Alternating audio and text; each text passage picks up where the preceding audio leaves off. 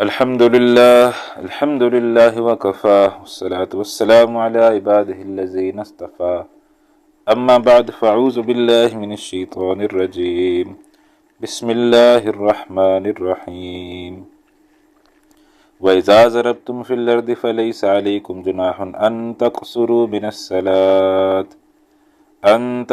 من الصلاة إن خفتم أن يفتنكم الذين كفروا إن الكافرين كانوا لكم عدوا مبينا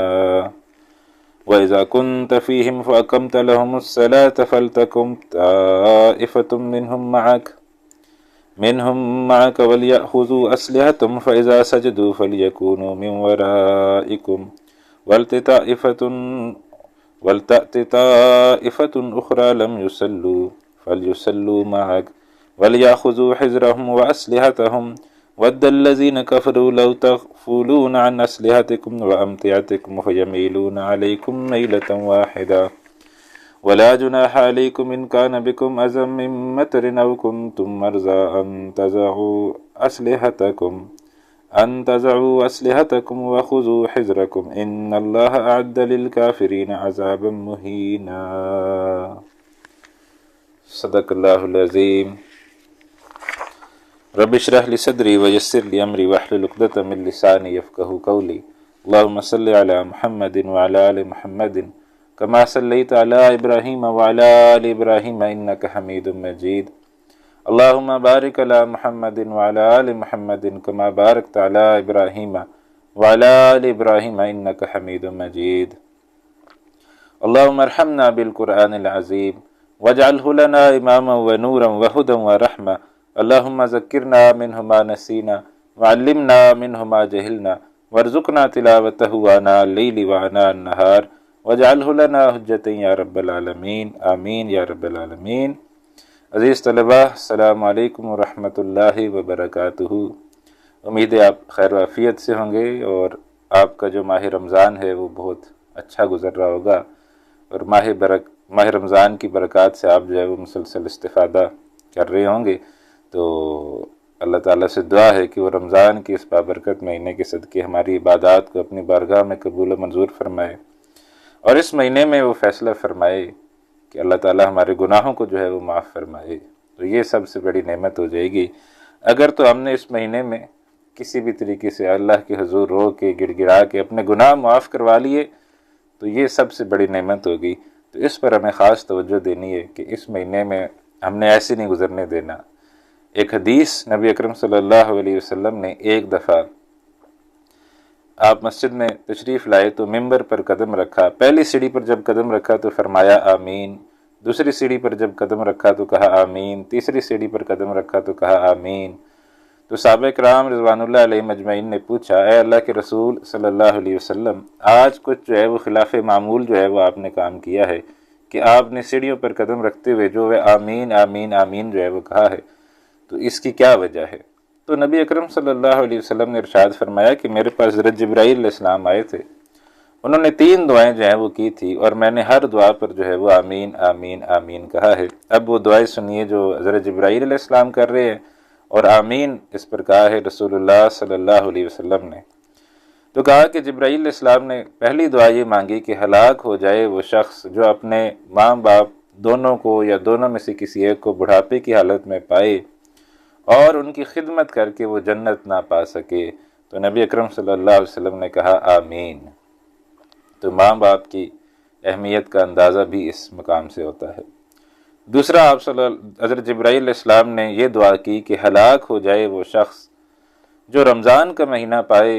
اور اپنی مغفرت نہ کروا سکے۔ تو نبی اکرم صلی اللہ علیہ وسلم نے ارشاد فرمایا آمین، یعنی یہ بھی جو ہے یہ اتنا خاص موقع ہے کہ اس موقع پر اپنے گناہ جو ہے وہ معاف کروانے ہیں۔ اور تیسری دعا جو جبرائیل علیہ السلام نے کی کہ ہلاک ہو جائے وہ شخص جس کے سامنے رسول اللہ صلی اللہ علیہ وسلم کا نام لیا جائے اور وہ درود السلام جو ہے وہ نہ بھیجے تو وہ بھی ہلاک ہو جائے۔ تو نبی اکرم صلی اللہ علیہ وسلم نے ارشاد فرمایا آمین۔ تو یہ 3 چیزیں، 3 باتیں ان پر خاص جو ہے وہ خیال رکھنا ہے۔ اور رمضان کا مہینہ ہمارا چل رہا ہے تو اس کے اندر جو ہے وہ ہم نے کوشش کرنی ہے، راتوں کو جو ہے وہ اللہ کے حضور کھڑا ہونا ہے، راتوں کو قیام کرنا ہے، اور اللہ کے حضور کھڑا ہو کے اپنے گناہوں کی جو ہے وہ معافی طلب کرنی ہے۔ کوئی بعید نہیں کہ اللہ تعالیٰ اس مہینے کے صدقے ہمارے گناہوں کو معاف فرمائے اور ہمارے لیے یہ فیصلہ فرمائے کہ ان کو جو ہے وہ جنت کے اندر جو ہے وہ داخل کیا جائے۔ اگر ایسا فیصلہ ہو جائے تو پھر تو ماشاءاللہ کیا کہنے، بہت مبارک رمضان ہے، اور اگر ایسا فیصلہ نہیں ہوتا تو پھر جو ہے وہ بڑا مسئلہ ہو سکتا ہے۔ تو اس نیت کے ساتھ کہ ہم نے رمضان میں گناہ معاف کروانے، اللہ تعالیٰ ہمیں رمضان کے روزوں کو صحیح طور پر رکھنے کی توفیق عطا فرمائے، آمین۔ بہرحال اب سبق کی طرف واپس آتے ہیں۔ سورہ نساء جو ہے وہ ہمارے زیر مطالعہ ہے، اور 100 نمبر آیت تک ہم نے مکمل کر لیا تھا۔ اب 101 آیت تک جو ہے 101 نمبر آیت سے ہم جو ہے وہ اپنے سبق کا آغاز کر رہے ہیں، اور اس 101 نمبر آیت میں جو ہے وہ نماز میں قصر کرنے کا حکم جو ہے وہ آ رہا ہے۔ یعنی جب انسان سفر کی حالت میں ہوتا ہے، اپنے گھر سے دور ہوتا ہے، اور اس کو وہ آرام والی سہولیات جو ہے وہ نہیں ہوتی، تو ایسی صورت میں اللہ سبحانہ و تعالیٰ نے یہ فضل کیا ہے کہ اللہ سبحانہ و تعالیٰ نے نماز میں جو ہے وہ کچھ تخفیف کرتی ہے، نماز میں جو ہے وہ کچھ کمی کر دی ہے، تو اس کو قصر کہتے ہیں۔ اس میں کیا ہے کہ فجر کے جو 2 فرض ہیں تو وہ تو 2 ہی ادا کرنے ہوتے ہیں سفر میں بھی، اسی طریقے سے جو ظہر کے 4 فرض ہیں تو وہ 2 ادا کرنے ہوں گے، جو عصر کے 4 ہیں تو وہ بھی 2 ادا کرنے ہوں گے، مغرب کے 3 فرض ہیں تو وہ 3 ہی ادا کرنے ہوں گے، اور عشاء کے 4 فرض ہیں تو وہ 2 ادا کرنے ہوں گے۔ یعنی اصلاً یہ 4 جو رکعتیں والی ہے ان میں 2 رکعتیں ہو جاتی ہیں، باقی 3 والی اپنی اصل حالت میں برقرار رہتی ہے، 2 والی بھی اپنی اصل حالت میں برقرار رہتی ہے۔ تو اللہ تعالیٰ نے یہ سہولت دی کہ جب تم سفر کی حالت میں ہو تو نمازوں میں جو ہے وہ قصر کر لیا کرو، تو نمازوں میں تخفیف کی جاتی ہے۔ جب بھی کوئی مسافر ہوتا ہے تو وہ جو ہے وہ اپنی نماز میں کمی کرتا ہے، تو یہاں اس کو حکم فرمایا وَإِذَا ضَرَبْتُمْ فِي الْأَرْضِ، جب تم سفر کرو زمین میں، فَلَيْسَ عَلَيْكُمْ جُنَاحٌ، تو نہیں ہے تم پر کچھ حرج،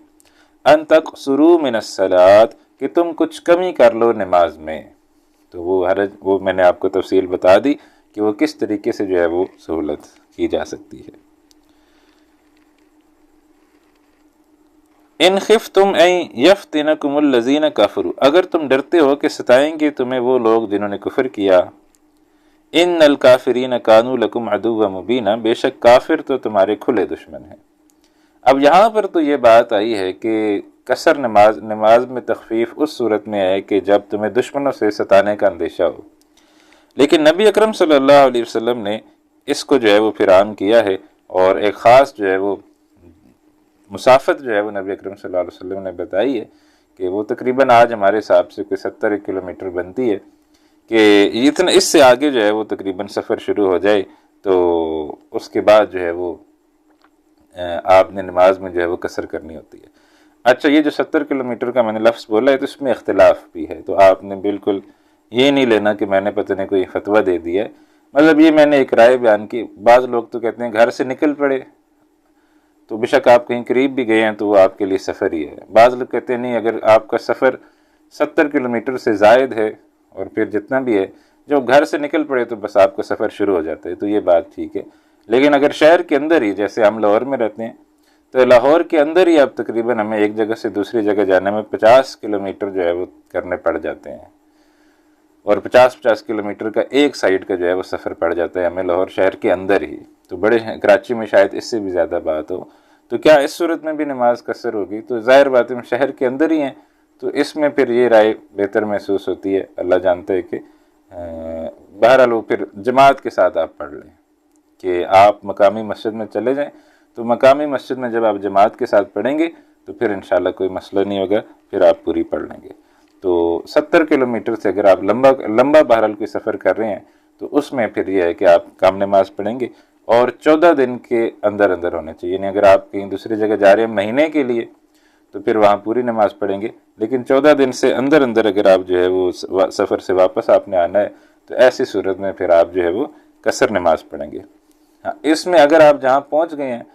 اور وہاں آپ 1 ہفتے کے لیے گئے ہیں اور نماز آپ نے قصر پڑھنی ہے، لیکن وہاں آپ جماعت کے ساتھ پڑھ رہے ہیں تو پھر آپ کو پوری پڑھنی ہوگی۔ تو اس میں بھی مقامی امام ہوتے تو مقامی امام کے پیچھے نماز پوری پڑھنی پڑے گی۔ تو یہ اس صورت میں قصر ہوگی جب آپ اکیلے ہوں۔ تو یہ تو قرآن کریم میں یہ تھا کہ اگر دشمن ستائیں، لیکن اللہ کے نبی صلی اللہ علیہ وسلم نے اس کو عام کیا ہے کہ ہر سفر میں ہم یہ سہولت جو ہے وہ اختیار کرتے ہیں۔ اب پھر صلاۃ الخوف کا حکم دیا۔ نبی اکرم صلی اللہ علیہ وسلم جو ہے وہ سفر پر جاتے تھے، جنگوں پر جاتے تھے، تو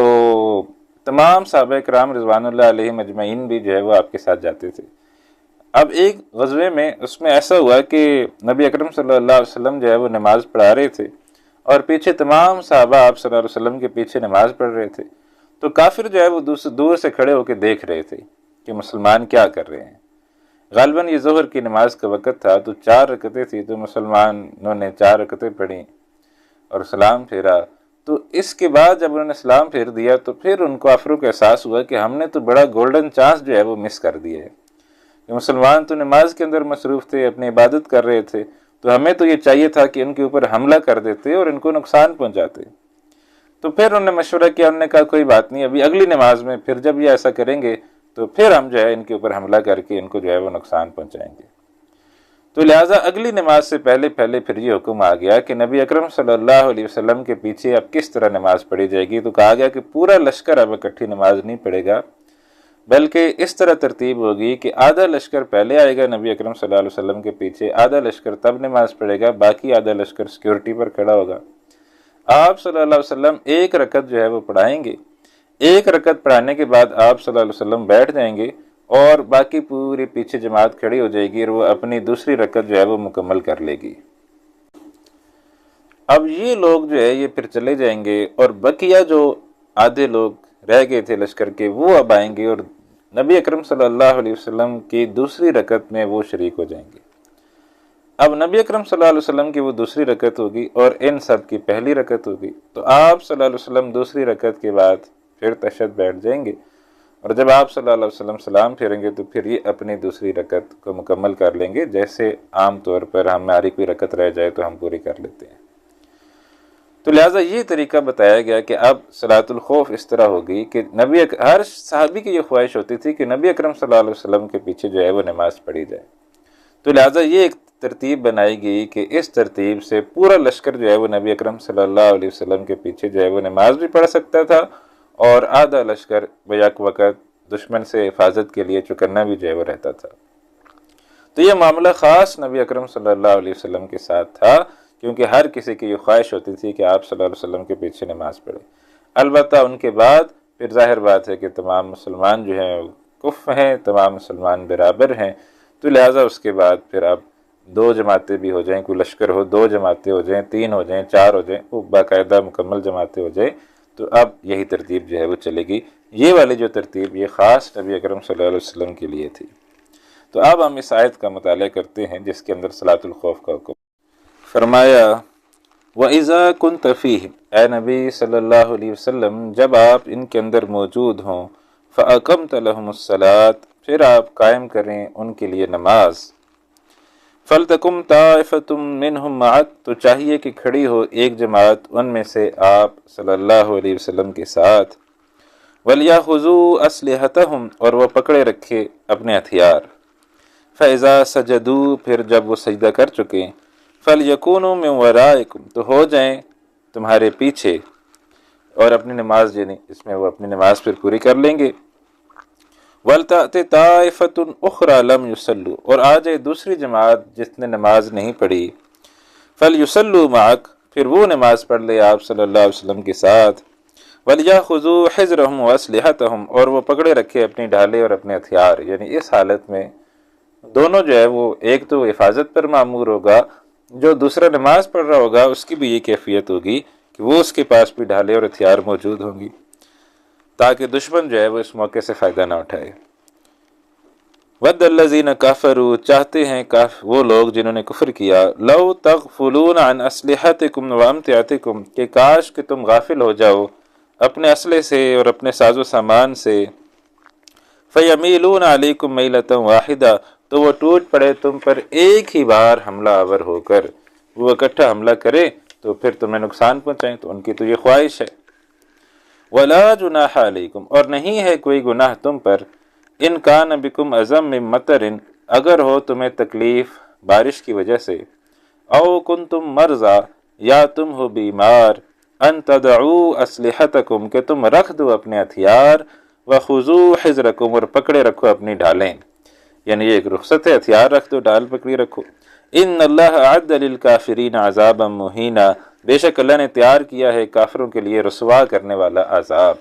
تو یہ وہ آیت ہے جس کے اندر پھر صلاۃ الخوف کا حکم جو ہے یہ وہ آ گیا، لیکن اس کے بارے میں نے عرض کیا کہ یہ خاص معاملہ نبی اکرم صلی اللہ علیہ وسلم کے ساتھ ہے۔ اب آگے جو ہے وہ فرمایا جا رہا ہے کہ جو نماز ہے یہ پابندی وقت کے ساتھ جو ہے وہ فرض کی گئی ہے۔ فرمایا فَإِذَا قَضَيْتُمُ الصَّلَاةَ، اور جب تم ادا کر چکو نماز، فَاذْكُرُوا اللَّهَ قِيَامًا وَقُعُودًا وَعَلَىٰ جُنُوبِكُمْ، تو ذکر کرو اللہ کا کھڑے ہوئے اور بیٹھے ہوئے اور لیٹے ہوئے اپنی کروٹوں پر۔ انسان جو ہے وہ تین ہی حالتوں میں ہوتا ہے، یا کھڑا ہے یا بیٹھا ہے یا لیٹا ہے۔ تو یہاں تینوں کا تذکرہ آ گیا کہ کھڑے ہو تب بھی اللہ کو یاد کرو، بیٹھے ہو تب بھی اللہ کو یاد کرو، لیٹے ہو تب بھی اللہ کو یاد کرو۔ تو یعنی ہر وقت جو ہے وہ اللہ کو یاد کرو، نماز ادا کر چکنے کے بعد بھی ہر وقت اللہ تعالیٰ کو یاد کرو۔ فَإِذَا اطْمَأْنَنْتُمْ، پھر جب تم اطمینان پالو، فَأَقِیمُوا الصَّلَاةَ، تو نماز قائم کرو پورے آداب کے ساتھ۔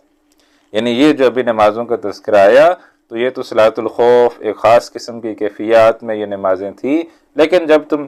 اطمینان کی کیفیت میں ہو تو پھر تم نماز پورے طریقے سے جو ہے وہ ادا کرو۔ ان الصلاۃ کانت علی المؤمنین کتابا موقوتا، بے شک نماز فرض ہے مومنوں پر مقررہ اوقات میں، جو خاص وقت ہے ان کے اندر نماز ادا کرنا فرض ہے۔ حضرت جبرائیل علیہ السلام نبی اکرم صلی اللہ علیہ وسلم کی خدمت میں حاضر ہوئے، 2 دن مسلسل حاضر ہوئے۔ ایک دن حضرت جبرائیل علیہ السلام نے تمام نمازیں اول وقت میں پڑھائیں، فجر، ظہر، عصر، مغرب، عشاء، تمام نمازیں اول وقت میں پڑھائیں۔ پھر اسی طریقے سے دوسرے دن آئے حضرت جبرائیل علیہ السلام اور تمام نمازیں آخر وقت میں پڑھائیں۔ تو پھر فرمایا کہ یہ نمازوں کے اوقات ہیں، ان کے اندر اندر جو بھی نماز پڑھ لے گا اللہ سبحانہ و تعالیٰ اس کی نماز کو قبول فرمائے گا۔ تو لہٰذا ان نماز کو اپنے وقت کے اندر ادا کرنا یہ ضروری ہے، اور جیسے ہی وقت داخل ہو جائے تو فوراً ادا کرنا یہ پسندیدہ ہے، دیر نہیں ہونی چاہیے، ابھی تو بہت وقت پڑا ہے، ابھی تو بہت وقت پڑا ہے، بلکہ جو ہے وہ جب نماز کا وقت ہو جائے تو اس کو جو ہے وہ ادا کر لینا چاہیے۔ لیٹ ہونے پر پھر شیطان جو ہے وہ غالب ہو جاتا ہے، اور خاص طور پر مرد حضرات جنہوں نے جماعت کے ساتھ نماز پڑھنی ہوتی ہے تو لہٰذا وہ تو کسی صورت میں لیٹ نہ کریں اور جماعت کے ساتھ اپنی نماز کو یقینی بنائیں۔ تو دوسری بات جو ہے وہ خاص طور پر یہ ہے کہ ہم مرد ہوں یا عورتیں ہوں، سبھی کے لیے یہ بات خاص ہے کہ ہماری نماز یہ ہوتی ہے کہ جیسے ہی ہم فرض میں سلام پھیرتے ہیں، السلام علیکم ورحمۃ اللہ، السلام علیکم ورحمۃ اللہ، تو فوراً ہی جو ہے وہ اپنی اگلی نماز جو ہے وہ شروع کر دیتے ہیں۔ حالانکہ یہ پسندیدہ ہے کہ جب آپ نے سلام پھیر لیا تو آپ وہاں بیٹھیں، تھوڑی دیر اس جگہ بیٹھ کر اللہ تعالیٰ کا ذکر اذکار کریں۔ جیسے سلام پھیریں تو اس کے بعد کہا جاتا ہے اللہ اکبر ایک دفعہ، استغفر اللہ استغفر اللہ استغفر اللہ 3 دفعہ،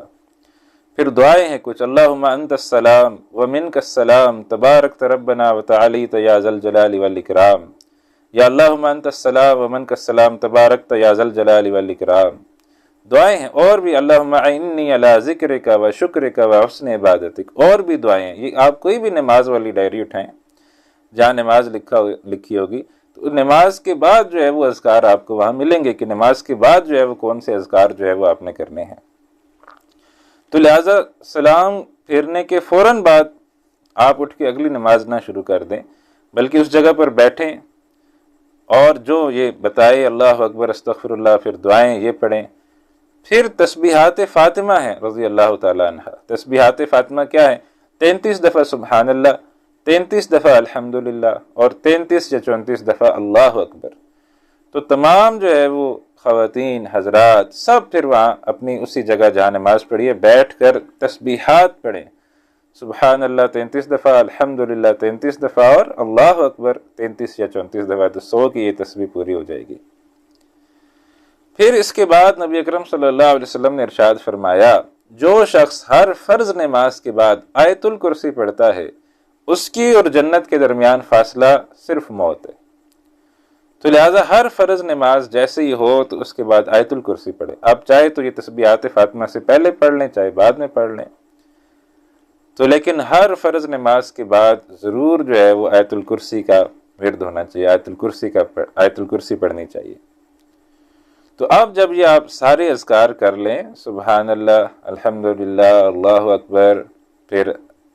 یہ آیت الکرسی، پھر اس کے بعد آپ اپنی بقیہ نماز پڑھ سکتے ہیں۔ آپ کو دعا کرنی ہے تو اللہ سے دعا کریں، پھر بقیہ نماز پڑھ لیں۔ اچھا، بعض لوگوں کا یہ معمول ہے کہ وہ یہ تسبیحات تو پڑھتے ہیں، لیکن میں مسجد میں ہوتا ہوں تو مسجد میں ان کی انگلیاں جو ہے وہ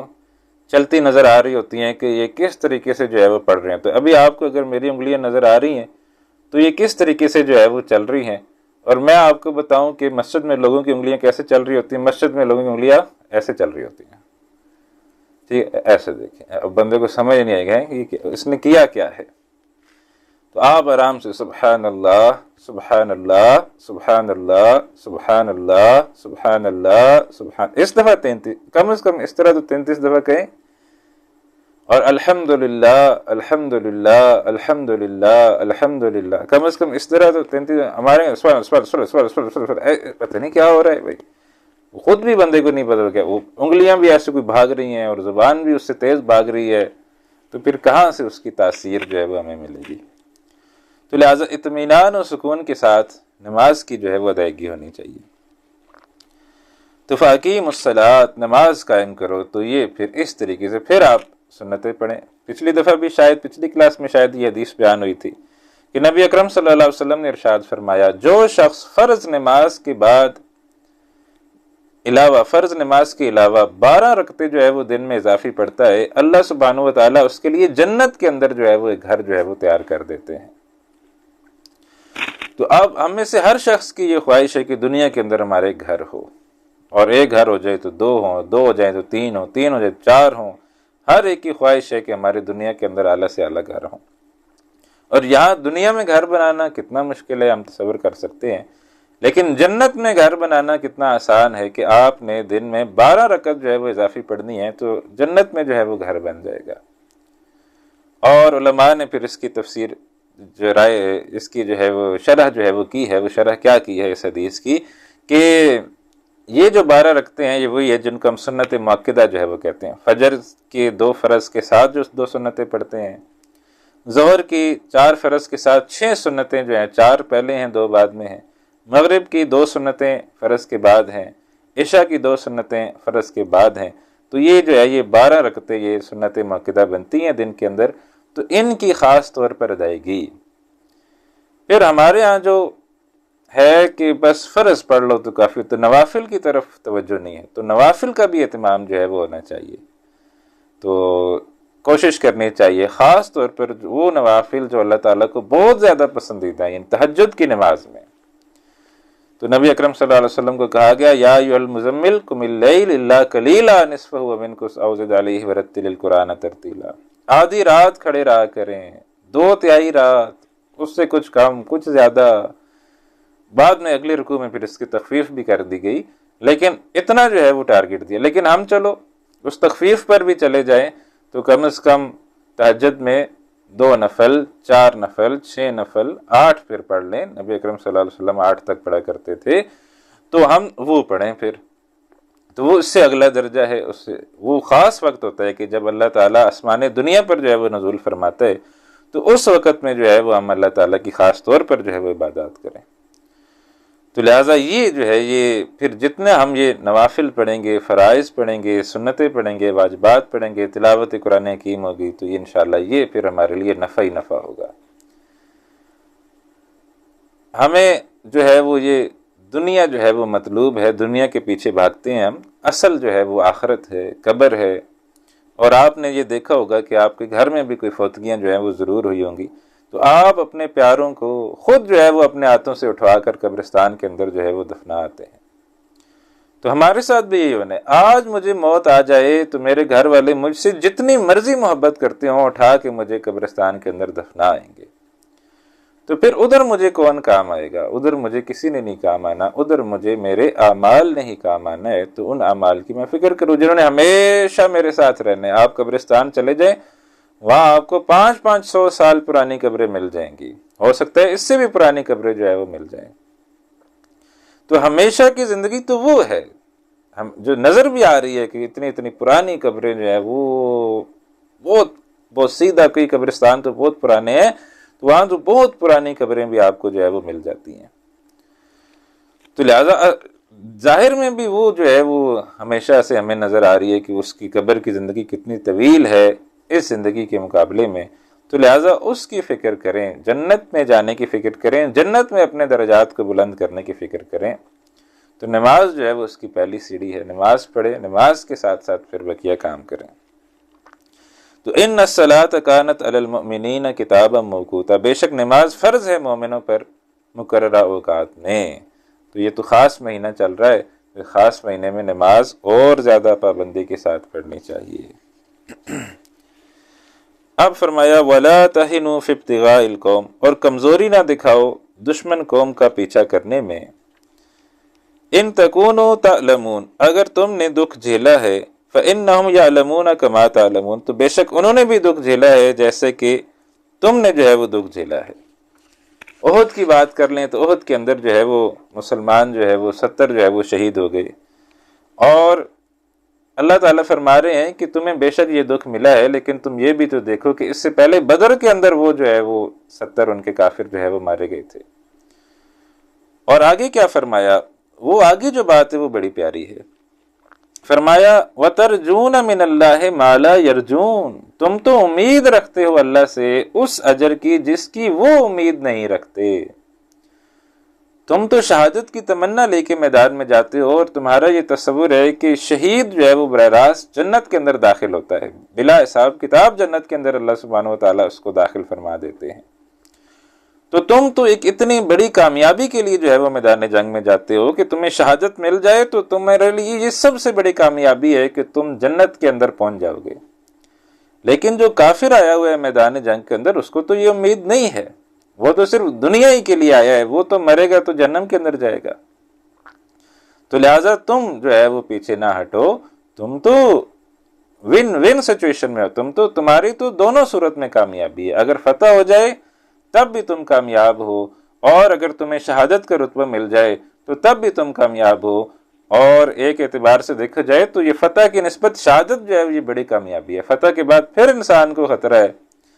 کہ فتح کے بعد پھر زندگی جو ہے اس کی سانسیں چل رہی ہیں، پھر کوئی ایسا کام کر گزرے کہ اللہ تعالیٰ کو ناراض کر بیٹھے، تو اس کی نسبت شہادت جو ہے وہ زیادہ بڑی کامیابی ہے کہ اللہ ہی کی رضا میں اللہ کے پاس پہنچ جائے، تو یہ زیادہ بڑی جو ہے وہ کامیابی ہے. تو وَتَرْجُونَ مِنَ اللَّهِ مَا لَا يَرْجُونَ، تم تو امید رکھتے ہو اللہ سے اس اجر کی جس کی وہ امید نہیں رکھتے. وَكَانَ اللَّهُ عَلِيمًا حَكِيمًا، اللہ سب کچھ جاننے والا، کمال حکمت والا ہے. اب آگے جو ہے وہ فرمایا کہ عدل کیا کرو، اور جو خیانت کر رہا ہے خیانت کرنے والے کی طرفداری نہ کیا کرو. اِنَّا أَنزَلْنَا إِلَيْكَ الْكِتَابَ بِالْحَقِّ، اے نبی صلی اللہ علیہ وسلم ہم نے نازل کی ہے آپ کی طرف کتاب حق کے ساتھ. لِتَحْكُمَ بَيْنَ النَّاسِ بِمَا أَرَاكَ اللَّهُ، تاکہ آپ فیصلہ کریں لوگوں کے درمیان اس کے ذریعے جو بصیرت دی ہے آپ کو اللہ نے. وَلَا تَكُنْ لِلْخَائِنِينَ خَصِيمًا، اور نہ بنے خیانت کرنے والوں کی طرف سے جھگڑنے والے. اب جو ہے اس میں ایک خاص واقعہ ہے جس کا یہ پس منظر میں جس میں یہ آیات نازل ہوئی ہیں کہ ایک منافق تھا. اس منافق نے کیا کیا کہ ایک جگہ سے اس نے کوئی آٹا وغیرہ، کوئی اس قسم کی کوئی چیز تھی، کوئی آٹا تھا کسی چیز کا، وہ تھیلا جو ہے ایک اس نے چوری کر لیا. اب رات کے وقت میں اس نے چوری کیا ہوگا، تو وہ چوری کرتے اپنے ساتھ لے گیا، اور گھر کے جب وہ قریب پہنچا تو اس کو اندازہ ہوا کہ اس بوری کے اندر تو سوراخ ہے. اب جب اس نے دیکھا یہ سوراخ ہے تو یہ تو جہاں سے میں نے اٹھایا ہے وہاں سے پوری ایک لائن جو ہے وہ چلتے چلتے چلتے چلتے میرے گھر تک آ گئی ہے، یعنی میں تو ایک بہت بڑا غلط قدم اٹھا بیٹھا ہوں. اور اب یہ تو صبح جب چوری کا شور مچے گا تو اس آٹے کو دیکھتے دیکھتے تو میرے گھر پہنچ جائیں گے اور میں پکڑا جاؤں گا. تو لہٰذا اس نے کیا کیا، وہ آٹے کی بوری اٹھائی اور پھر جو ہے یہودی کے گھر چلا گیا. یہودی کو جا کے کہا کہ یہ میرا آٹا ہے، ذرا امانت کے طور پر تم رکھ لو، میں صبح جو ہے وہ تم سے لے لوں گا. کوئی بات اس کو کہی ہوگی کہ میں صبح لے لوں گا. تو اس نے کہا اچھا رکھ دو، جیسے ہمارے گھر میں بھی کوئی آئے کہ یار یہ چیز رکھ لو میں صبح لے لوں گا، تو ظاہر بات ہے کہ انسان رکھ لیتے۔ تو یہودی نے بھی جو ہے وہ سامان آٹا جو ہے وہ رکھ لیا اور کہا کہ ٹھیک ہے صبح لے لینا۔ اب جب جو ہے وہ صبح ہوئی اور جہاں سے آٹا چوری ہوا تھا وہاں یہ شور مچا کہ آٹا جو ہے وہ چوری ہو گیا، تو انہوں نے جو ہے وہ دیکھنا شروع کر لیا، کھرا دیکھنا شروع کر لیا کہ یہ کہاں جا رہا ہے، کہ وہ ظاہر بات ہے ان کو بھی نظر آ گیا کہ آٹا جو ہے وہ گر رہا ہے، تو دیکھتے دیکھتے دیکھتے دیکھتے پہلے تو وہ منافق کے گھر پہنچے، وہاں دیکھا تو نہیں، یہاں تو نہیں، آٹا تو اس سے آگے جا رہا ہے، تو لہٰذا اس سے آگے جاتے جاتے جاتے یہودی کے جو ہے وہ گھر پہنچ گئے۔ اب جب یہودی کے گھر پہنچے تو وہاں سے آٹے کی بوری برآمد ہو گئی، تو اس نے کہا تم چور ہو، تو اس نے کہا نہیں میں چور نہیں ہوں، فلاں شخص نے جو ہے یہ میرے پاس جو ہے یہ امانت رکھوائی ہے، رات کو آیا تھا وہ رکھوا گیا۔ اچھا منافق کو بلایا گیا، وہ مکر گیا، اس نے کہا میں نے تو کوئی امانت اس کے پاس نہیں رکھوائی، میں نے بوری کو دیکھا ہی نہیں، جانتا ہی نہیں، ایسے مکر گیا جیسے منافقین کی حرکتیں ہوتی ہیں۔ بہرحال جھگڑا نبی اکرم صلی اللہ علیہ وسلم کی بارگاہ میں پیش ہوا کہ آپ فیصلہ فرمائیں، اور اب یہ منافق ایسی قسمیں کھائے اور اس کے خاندان والے اور اس کے ساتھی، اور انہوں نے اتنا زیادہ اصرار کیا کہ نبی اکرم صلی اللہ علیہ وسلم کو بھی یہ محسوس ہونے لگ گیا کہ یہ منافق جو ہے یہ سچ کہہ رہا ہے اور یہودی جو ہے وہ جھوٹ بول رہا ہے۔ تو عین ممکن تھا کہ نبی اکرم صلی اللہ علیہ وسلم اس کے حق میں فیصلہ فرما دیتے، منافق کے حق میں۔ اللہ سبحانہ و تعالیٰ نے اپنے محبوب کو جو ہے وہ حفاظت فرمانی ہوتی ہے، تو اللہ سبحانہ و تعالیٰ نے فوراً جو ہے یہ آیت نازل فرما دی، فرمایا اِنَّا أَنزَلْنَا إِلَيْكَ الْكِتَابَ بِالْحَقِّ، اے نبی صلی اللہ علیہ وسلم ہم نے آپ پر کتاب حق کے ساتھ نازل فرمائی ہے، لِتَحْكُمَ بَيْنَ النَّاسِ بِمَا أَرَاكَ اللَّهُ، تاکہ آپ فیصلہ کریں لوگوں کے درمیان اس کے ذریعے جو بصیرت دی ہے اللہ نے آپ کو، وَلَا تَكُنْ لِلْخَائِنِينَ خَصِيمًا، اور نہ بنے خیانت کرنے والوں کی طرف سے جھگڑنے والے، وَاسْتَغْفِرِ اللَّهَ، اور بخشش مانگی اللہ تعالیٰ سے، اِنَّ اللَّهَ كَانَ غَفُورًا رَحِيمًا، بے شک اللہ بہت بخشنے والا ہمیشہ رحم فرمانے والا ہے۔ تو گویا اللہ تعالیٰ نے یہودی کے حق میں جو ہے وہ قرآن نازل فرما دیا کہ بھائی یہودی کے ساتھ ظلم نہیں ہونا چاہیے، اور ہمارے محبوب سے کوئی ایسا فیصلہ نہ یہ منافق کروا لے کہ یہ جو ہے یہ آپ صلی اللہ علیہ وسلم سے غلط فیصلہ ہو جائے۔ تو آپ اس سے منافقین کی ذہن دیکھیں، ان کا کیسا برا جو ہے وہ ذہن تھا کہ وہ اللہ کے رسول سے جو ہے وہ بھی غلط فیصلہ کرانے پر آمادہ تھے کہ ان سے ہم غلط فیصلہ کروا لیں، ان سے جھوٹ بول لیں، اللہ کے رسول صلی اللہ علیہ وسلم کے سامنے جھوٹ بول رہے ہیں، جھوٹی قسمیں کھا رہے ہیں۔ تو کیسی ان کی ذہنیت تھی جو اللہ کے رسول صلی اللہ علیہ وسلم کے ساتھ اس طرح کی حرکت کر رہے ہیں۔ فرمایا وَلَا تُجَادِلْ عَنِ الَّذِينَ يَخْتَانُونَ أَنفُسَهُمْ، اور اے نبی صلی اللہ علیہ وسلم نہ جھگڑا کیجیے ان کی طرف سے جو خیانت کرتے ہیں اپنے آپ سے، ان اللہ لا يحب من كان خوانا اثیما، بے شک اللہ پسند نہیں کرتا اسے جو خیانت کرنے والا گناہگار ہو۔ یستخفون من الناس، وہ چھپا سکتے ہیں اپنے ارادے لوگوں سے، یعنی جو کچھ ان کے ذہن میں ہے وہ لوگوں سے یہ بات چھپا سکتے ہیں، ولا یستخفون من اللہ، لیکن وہ اللہ تعالیٰ سے کوئی بات جو ہے وہ نہیں چھپا سکتے۔ وَهُوَ مَعَهُمْ، اور وہ ان کے ساتھ ہوتا ہے، اذ یبیتون ما لا یرضی من القول، جب وہ مشورہ کرتے ہیں رات کو ایسی بات کا وہ خوش نہیں ہوتا جس سے، یعنی رات کو وہ اللہ کے رسول صلی اللہ علیہ وسلم کی مرضی کے خلاف جو ہے وہ پھر مشورہ کرتے ہیں، یا ہم نے آگے بھی پڑھا کہ دن کو جو ہے وہ مشورہ کرتے ہیں، نبی اکرم صلی اللہ علیہ وسلم کی مجلس میں ہوتے ہیں تو وہاں تو جی حضور کہتے رہتے ہیں، لیکن رات کو پھر اپنا مشورہ کرتے ہیں، بھائی جنگ ہو رہی ہے تو کیسے ہم نے جو ہے وہ اب بچنا ہے۔ وَكَانَ اللَّهُ بِمَا يَعْمَلُونَ مُحِيطًا، اور اللہ اس کا جو وہ کر رہے ہیں احاطہ کرنے والے ہیں۔ اب بات آ رہی ہے کہ ان لوگوں کی طرف، ایک تو یہ منافق تھا جس نے یہ ساری حرکت کی، وہ تو چلو مجرم ہے ہی ہے، لیکن وہ بھی تو مجرم ہیں جو اس کا جھوٹا ساتھ دے رہے تھے۔ فرمایا ہا انتم ہاؤلاء، اے مسلمانوں یہ تم ہی ہو نا۔ تو یہاں یہ نقطہ ہمیں سمجھ لینا چاہیے کہ منافق جو ہے وہ قانونی طور پر مسلمان ہوتا ہے، اللہ کے ہاں بے شک وہ کافر ہو، لیکن قانونی طور پر وہ مسلمان ہوتا ہے، وہ مر جائے تو اس کا جنازہ ہوگا تو اس کے ساتھ مسلمانوں والے سارے کام ہوں گے، تو لہٰذا اس کو مسلمان ہی کہا جائے گا۔ تو بے شک یہاں منافقین سے خطاب ہے، لیکن بہرحال وہ تھے مسلمان قانونی طور پر۔ ہا انتم ہاؤلاء، اے مسلمانوں سنو یہ تم ہی تو ہو، جادلتم عنہم فی الحیات الدنیا، جو جھگڑتے ہو ان کی طرف سے دنیا کی زندگی میں، فمن یجادل اللہ عنہم یوم القیامت، پس کون جھگڑے گا اللہ سے ان کے بارے میں روز قیامت؟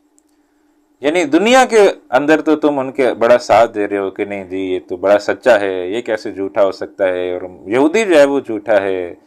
تو دنیا کے اندر تو تم ان کے بڑے ساتھی بن کے آ رہے ہو، قیامت کے دن کیا معاملہ ہوگا؟ ام من یکون علیہم وکیلا، یا کون ہوگا ان کا وکیل؟ تو یہاں وکیل کا لفظ بھی آ گیا، تو یہ وکیل جو ہے یہ عربی زبان کا لفظ ہے، ہم اردو میں بھی استعمال کر لیتے ہیں وکیل، تو یہ وہی ہوتا ہے یعنی جو ان کے بہاف پہ جو ہے وہ پیش ہوتا ہے۔ تو اب میں یکون علیہم وکیلا، تو پھر وہاں پر ان کا وکیل جو ہے وہ کون ہوگا؟ وَمَن يَعْمَلْ سُوءًا، اور جس نے کی کوئی برائی، او یظلم نفسہ، یا ظلم کیا اپنے آپ پر، ثم یستغفر اللہ، پھر بخشش مانگی اللہ تعالیٰ سے،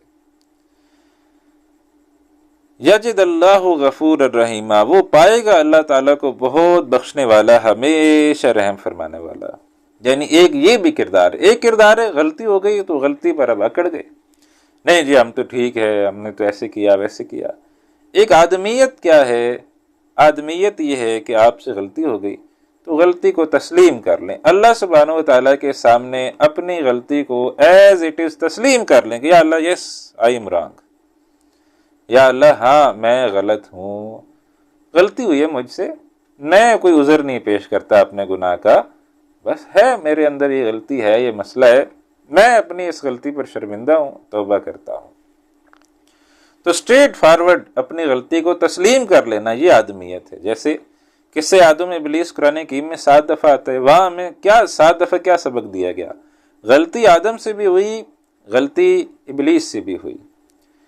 آدم علیہ السلام جب ابلیس کی پہلی غلطی ہوئی، تو جب ابلیس سے غلطی ہوئی تو اللہ تعالیٰ نے کہا کہ کیوں تم نے جو ہے وہ یہ غلطی کی، تو وہ معافی مانگ لیتا، کہتا کہ یا اللہ سوری، بس ہوگی غلطی، تو میں جو ہے وہ اب اپنی غلطی کو صحیح کر لیتا ہوں، میں معافی چاہتا ہوں، میرے سے غلطی ہو گئی، تو مجھے معاف کر دے، تو ممکن ہے اللہ اس کو بھی معاف کر دیتے۔ لیکن اس نے کیا کیا؟ اس نے اپنی غلطی پر جو ہے وہ عذر پیش کیا کہ میں نے تو غلطی اس لیے کی ہے کہ انا خیر من، میں تو اس سے بہتر ہوں، یہ اے اللہ، گویا وہ یہ کہنا چاہ رہا تھا کہ یہ حکم ہی صحیح نہیں ہے۔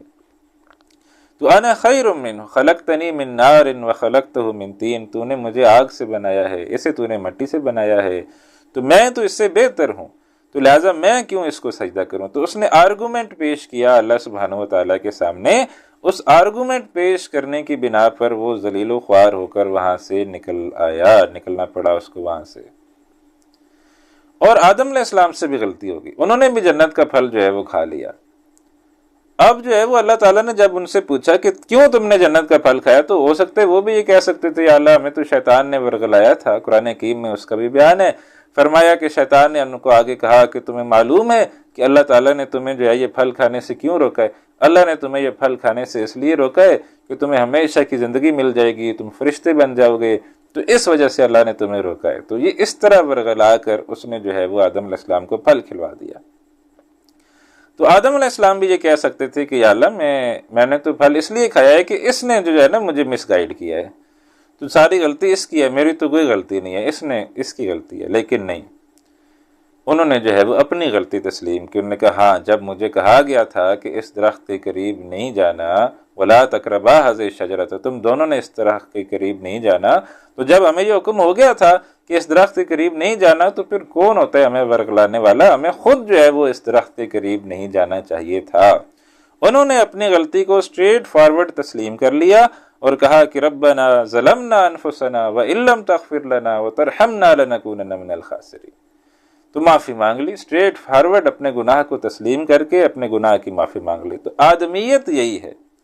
قصہ آدم ابلیس میں 7 دفعہ ہمیں یہی چیز سکھائی جاتی ہے کہ انسان بنو، آدم کی اولاد بنو، غلطی تم سے ہوگی، جب غلطی تم سے ہو جائے گی تو شیطان کی طرح عذر پیش نہیں کرنا کہ یہ غلطی تو اس لیے ہوئی کہ یہ وجہ تھی اور یہ وجہ تھی، بلکہ تم اپنا جو ہے وہ معافی پیش کرو اللہ تعالیٰ کے آگے۔ اللہ تعالیٰ نے جس طرح آدم علیہ السلام کو معاف کر دیا، اسی طریقے سے اللہ تعالیٰ تمہیں بھی جو ہے وہ معاف کر دے گا۔ تو اب یعنی بات یہ کہ گناہ گار اور مایوس جو ہیں یہ نا امید نہ ہو اللہ کی رحمت سے۔ وَمَن يَعْمَلْ سُوءًا، اور جس نے کی کوئی برائی، او یظلم نفسہ، یا کیا ظلم اپنے آپ پر، ثم یستغفر اللہ، پھر اللہ تعالیٰ سے بخشش مانگی، یجد اللہ غفور الرحیم، وہ پائے گا اللہ کو بہت بخشنے والا، ہمیشہ رحم فرمانے والا۔ وَمَن يَكْسِبْ إِثْمًا، اور جس نے کمایا گناہ، فَإِنَّمَا يَكْسِبُهُ عَلَى نَفْسِهِ، تو بے شک وہ کماتا ہے گناہ اپنے ہی لیے، وَكَانَ اللَّهُ عَلِيمًا حَكِيمًا، اور اللہ سب کچھ جاننے والا، کمال حکمت والا ہے۔ وَمَن يَكْسِبْ خَطِيئَةً أَوْ إِثْمًا، اور جس نے کمائی کوئی خطا یا کوئی گناہ، یعنی جس نے کوئی گناہ کیا یا کوئی خطا کی، ثم يرمي به بريئا، پھر اس کا الزام تھوپ دیا کسی بے گناہ پر، جیسے یہاں اس منافق نے کیا تھا کہ اس منافق نے اپنا الزام جو ہے وہ تھوپ دیا ایک یہودی کے سر پر، تو مجرم کوئی کسی اور کو بنانے کی کوشش کی۔ تو جو بھی کوئی اس قسم کی حرکت کرے گا کہ گناہ تو خود کرے گا، اس کو کسی دوسرے کے کھاتے میں ڈالنے کی کوشش کرے گا، فَقَدِ احْتَمَلَ بُهْتَانًا وَإِثْمًا مُبِينًا، تو اس نے اٹھایا ایک بہتان اور کیا ایک واضح گناہ، یعنی اس نے بہت بڑا گناہ کیا ہے جو اس نے یہ والی حرکت جو ہے وہ کی ہے۔ اب نبی اکرم صلی اللہ علیہ وسلم پر اللہ تعالیٰ کے فضل کا بیان آ رہا ہے، فرمایا وَلَوْلَا فَضْلُ اللَّهِ عَلَيْكَ وَرَحْمَتُهُ، اور اے نبی صلی اللہ علیہ وسلم اگر نہ ہوتا اللہ کا فضل آپ پر اور اس کی رحمت، لَهَمَّتْ طَائِفَةٌ مِّنْهُمْ أَن يُضِلُّوكَ، تو یقیناً تہیہ کر چکا تھا ایک گروہ ان میں سے کہ وہ آپ کو راہ عدل سے ہٹا دے گا، یعنی میں نے جس طرح آگے بتایا کہ جتنا جو ہے وہ اتنا انہوں نے اصرار کیا، اتنا اصرار کیا کہ نبی اکرم صلی اللہ علیہ وسلم کو بھی ایک دفعہ محسوس ہوا کہ یہ جو ہیں یہ سچ کہہ رہے ہیں۔ نبی اکرم صلی اللہ علیہ وسلم کی ایک حدیث ہے جو صحیح بخاری اور مسلم اور ابو داؤد سب کتابوں کے اندر آئی، آپ صلی اللہ علیہ وسلم نے ارشاد فرمایا، میں بہرحال ایک انسان ہی تو ہوں، ہو سکتا ہے تم ایک مقدمہ میرے پاس لاؤ اور تم میں سے ایک فریق دوسرے کی بنسبت زیادہ چرب زبان ہو، اور اس کے دلائل سن کر میں اس کے حق میں فیصلہ کر دوں، مگر یہ سمجھ لو اگر اس طرح اپنے کسی بھائی کے حق میں کوئی چیز تم نے میرے فیصلے کے ذریعے حاصل کی تو دراصل تم دوزخ کا ایک ٹکڑا حاصل کرو گے۔ تو یعنی یہ عدل کے خلاف فیصلہ لینا نبی اکرم صلی اللہ علیہ وسلم سے یہ گویا دوزخ کا ٹکڑا لینے کے مترادف ہے۔ تو یہاں فرمایا لَهَمَّتْ طَائِفَةٌ مِّنْهُمْ أَن يُضِلُّوكَ، تہیہ کر چکا تھا ان میں سے ایک گروہ کہ آپ کو راہ عدل سے ہٹانے کی کوشش کرے گا۔ اللہ تعالیٰ خود حفاظت فرمانے والے ہیں نبی اکرم صلی اللہ علیہ وسلم کی۔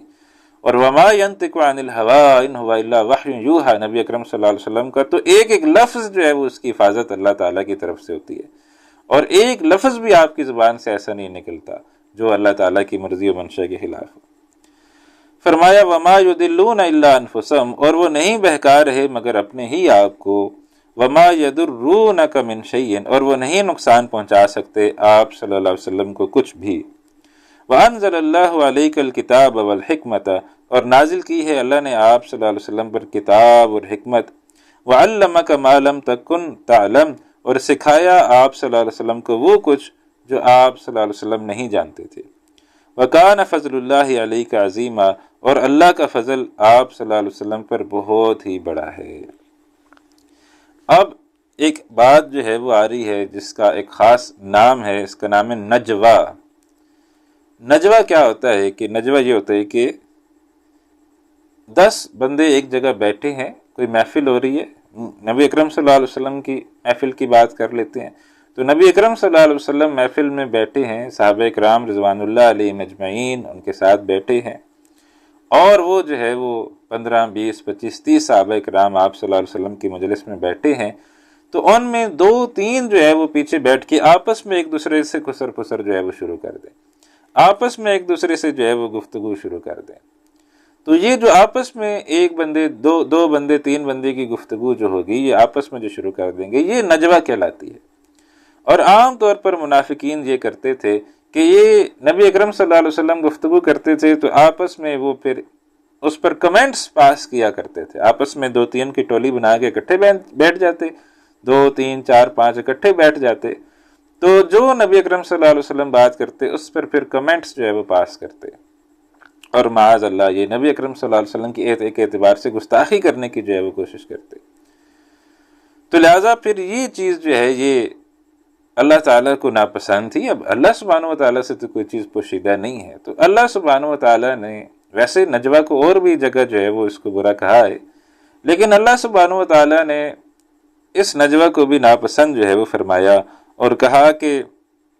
یہ جو نجوہ کرنا ہے، یہ جو علیحدہ بیٹھ کر گفتگو کرنا ہے، یہ اللہ تعالیٰ کے نزدیک پسندیدہ نہیں ہے، اس سے اجتناب کرو. فرمایا لا خیر فی کثیر من نجواہم، کوئی بھلائی نہیں ان کی بہت سی سرگوشیوں میں. اکثر جو ان کی سرگوشیاں ہیں منافقین کی، ان کے اندر کوئی بھلائی جو ہے وہ نہیں ہوتی. الا من امر بصدقۃ، سوائے اس کے کہ جو ترغیب دے صدقے کی. یعنی 5 بند اگر کوئی مجلس کے اندر ہی بیٹھے تھے تو ان میں سے ایک بندے نے دوسرے کو یہ کہہ دیا کہ یار فلان جو ہے نا اس کے گھر میں آج فاقہ ہے، بڑا مسئلہ، تو کچھ اس کے گھر پہنچا دو. تو ایسی کوئی بات، کوئی بھلائی کی بات، کوئی صدقے کی بات، تو یہ تو اچھی ہے. الا من امر بصدقۃ، سوائے اس کے جو ترغیب دے صدقے کی، او معروف یا نیکی کی، او اصلاح بین الناس، یا لوگوں کے درمیان صلح کرانے کی. تو یہ جو نجوہ کی کچھ صورتیں ہیں یہ پسندیدہ صورتیں ہیں. یعنی ویسے تو نجوہ ناپسندیدہ ہے، لیکن یہاں جو کچھ پھر اس کے اندر جو کچھ پسندیدہ صورتیں ہیں ان کا بیان آ گیا کہ کوئی بھلائی نہیں ان کی بہت سی سرگوشیوں میں سوائے اس کے جو ترغیب دے صدقے کی یا نیکی کی یا لوگوں کے درمیان صلح کرانے کی. وَمَن يَفْعَلْ ذَلِكَ ابْتِغَاءَ مَرْضَاتِ اللَّهِ، اور جس نے کیا ایسا حاصل کرنے کے لیے اللہ کی رضا، فَسَوْفَ نُؤْتِيهِ أَجْرًا عَظِيمًا، تو ان قریب ہم دیں گے اسے شاندار بدلہ. تو یعنی یہ ویسے تو نجوہ کی شروع میں جو بات تھی وہ تو یہی تھی کہ لا خیر فی کثیر من نجوہ، اکثر نجوہ میں کوئی خیر نہیں ہوتا، لیکن اگر کوئی اس طرح کا نجوہ ہے تو اس کی اجازت ہے، اللہ تعالیٰ اسے جو ہے وہ دے گا اجر. وَمَن يُشَاقِقِ الرَّسُولَ، اور جو مخالفت کرے رسول اللہ صلی اللہ علیہ وسلم کی، من بعد ما تبین له الہدی، اس کے بعد کہ واضح ہو چکی اس پر ہدایت، وَيَتَّبِعْ غَيْرَ سَبِيلِ الْمُؤْمِنِينَ، اور چلے اس راہ پر جو الگ ہے مومنوں کی راہ سے، نُوَلِّهِ مَا تَوَلَّى، تو ہم پھیر دیں گے اسے جدھر وہ خود پھرا ہے، وَنُصْلِهِ جہنم، اور ڈال دیں گے اسے جہنم میں، وَسَاءَتْ مَصِيرًا، اور وہ بہت بری جگہ ہے لوٹنے کے لیے. تو یہ جو آیت ہے جس ایک اعتبار سے خاص جو ہے وہ مقام رکھتی ہے قرآن حکیم میں کہ اس کے اندر اجماع امت کے حوالے سے جو ہے وہ اللہ سبحانہ و تعالیٰ نے ایک نقطہ جو ہے وہ بیان کیا ہے. امام شافعی رحمۃ اللہ علیہ کے بارے میں یہ قول آتا ہے کہ ان کو یہ پتہ تھا کہ اللہ کا حکم وہ تو ماننا ہی ماننا ہے، رسول اللہ کا حکم ماننا ہی ماننا ہے، لیکن امت کسی بات پر جمع ہو جائے، پوری امت کسی بات پر متفق ہو جائے تو اب یہ حکم بھی جو ہے یہ ماننا لازمی ہو جاتا ہے. اہل سنت جو ہے وہ جو قانون ہے اس کے 4 ذرائع کو بیان کرتے ہیں، ایک کتاب اللہ، سنت اور اجماع اور قیاس. تو اجماع یعنی پوری امت کسی بات پر متفق ہو جائے کہ بھئی آج کے بعد پوری امت کے نزدیک یہ قانون ہے تو وہ بھی اسی طرح مانا جائے گا، اس کی بھی اسی طرح حیثیت ہے کہ جس طرح کتاب اللہ کی ہے، جس طرح رسول اللہ صلی اللہ علیہ وسلم کے حکم کی ہے، اسی طرح اجماع امت کے حکم کی بھی حیثیت وہی ہے. اب یہ جو ہے یہ اہم نقطہ ہے. نبی اکرم صلی اللہ علیہ وسلم نے یہ بات فرمائی ہے کہ میری امت کبھی گمراہی پر جمع نہیں ہوگی. تو یہ گارنٹی دی نبی اکرم صلی اللہ علیہ وسلم نے کہ پوری امت، جب پوری امت کسی ایک بات پر جمع ہو جائے گی تو وہ بات صحیح ہوگی. یہ نہیں ہو سکتا کہ پوری امت کسی غلط بات کے پر جمع ہو جائے، اس کی گارنٹی نبی اکرم صلی اللہ علیہ وسلم دے کر گئے. تو اجماع امت، پوری امت کسی بات پر متفق ہو جائے تو وہ لا کا حصہ بن جاتے، اسلامک لا کا حصہ جو ہے وہ بن جاتا ہے. تو اجماع کی بڑی اہمیت ہے. اچھا، اس پر جو ہے وہ امام شافعی رحمۃ اللہ علیہ کہتے ہیں کہ نبی اکرم صلی اللہ علیہ وسلم کا تو بہرحال یہ قول تھا، لیکن اللہ تعالیٰ کا بھی کوئی اس کے بارے میں بات ہے، قرآن حکیم کے اندر کوئی ایسا اشارہ ہو کہ جس کے اندر اس چیز کی جو ہے وہ اہمیت کا بیان ہو کہ اجماع امت بھی جو بڑی اہم چیز ہے. تو کیا قرآن حکیم کے اندر بھی اس بات کی کوئی دلیل، کوئی اشارہ، کوئی بات، ذکر کوئی موجود ہے؟ تو وہ فرماتے ہیں کہ میں نے 300 دفعہ قرآن حکیم کو پڑھا اس نیت سے. آپ تصور کیجئے کہ 300 دفعہ اس لیے پڑھ رہے ہیں کہ اجماع امت کے حوالے سے مجھے قرآن کریم کے اندر سے کوئی دلیل مل جائے۔ تو پھر یہاں پر ان کو دلیل ملی،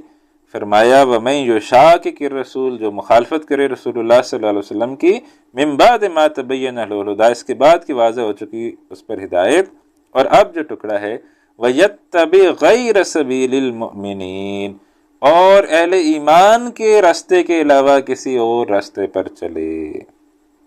تو سبیل المؤمنین بھی ایک جو ہے وہ اہم چیز ہے، ایمان والوں کا راستہ، ایمان والوں کے راستے پر چلنے کی بھی ایک اہمیت ہے۔ تو لہٰذا اجماع جو ہے وہ بھی جو ہے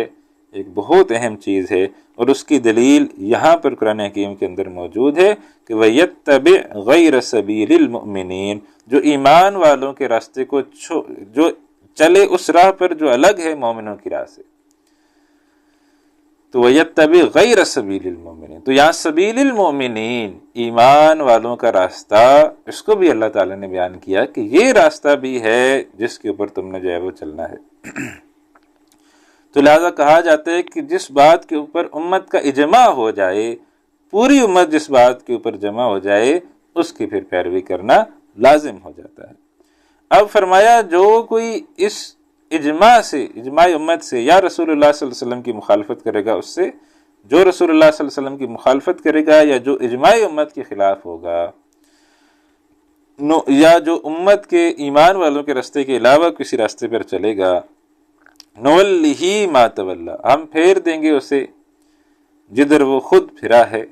یعنی وہ خود ہی امت سے ہٹ کر اس نے ایک اپنی سڑک بنا لی نا۔ ایک امت 1400 سال سے ایک راستے پہ چلی آ رہی ہے،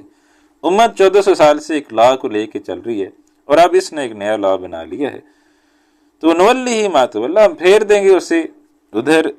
وہ خود پھرا ہے جس پر، وَنُصْلِهِ جہنم، اور ڈال دیں گے اسے جہنم میں، وَسَاءَتْ مَصِيرًا، لوٹنے کی بہت بری جگہ ہے۔ تو یہ جو علم ہے یہ ایک وراثت کی صورت میں ہمارے پاس جو ہے وہ پہنچا ہے، نبی اکرم صلی اللہ علیہ وسلم نے سکھایا، پھر صحابہ سے آگے تابعین، ایک سلسلے کے ساتھ جو ہے وہ علم ہم تک پہنچا ہے۔ اب اگر ہم یہ اس اساتذہ کے اس سلسلے کو کاٹ دیں گے